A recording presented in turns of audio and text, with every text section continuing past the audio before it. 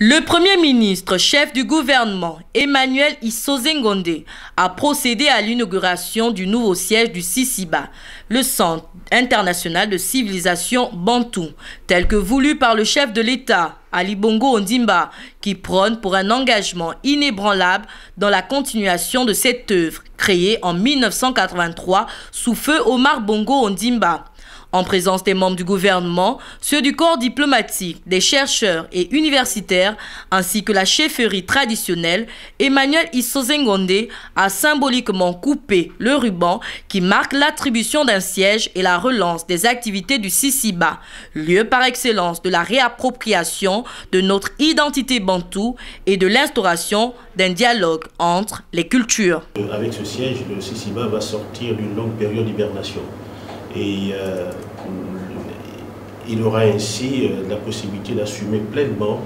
la charge qui est la sienne, c'est-à-dire la communauté de destin et de culture de notre espace. Vous savez, la culture bantou, les langues bantou sont très riches, mais trop souvent méconnues.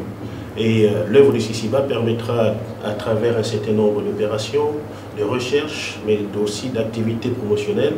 permettra de mieux faire connaître notre espace bantou, mieux faire connaître la richesse de nos cultures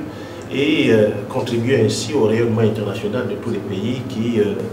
sont compris dans cet espace. Après la visite guidée des locaux de ce siège flambant neuf offert par le gouvernement gabonais à la communauté africaine, il apparaît clairement à la suite des interventions du directeur général du CICIBA, du secrétaire exécutif de l'organisme et celle du ministre de la Culture, Alain-Claude Bilibizé, la volonté de préserver les valeurs authentiques de la civilisation bantoue.